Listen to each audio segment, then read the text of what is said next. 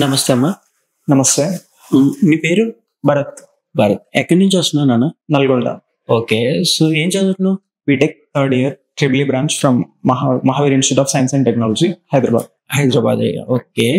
So మీ ఏం ఏంటి, ఫ్యూచర్లో ఏమవుదాం అనుకుంటున్నావు యాక్చువల్గా?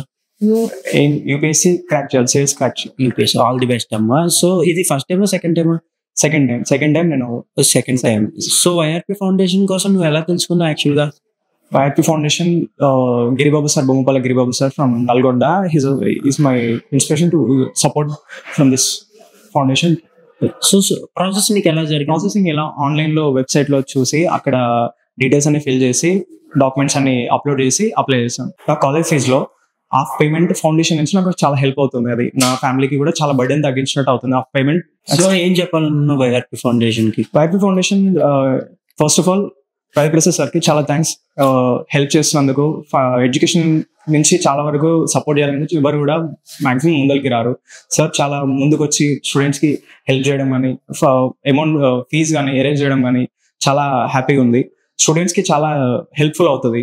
Thank you YRP foundation. Thank you Elshela Ravi Prasad sir.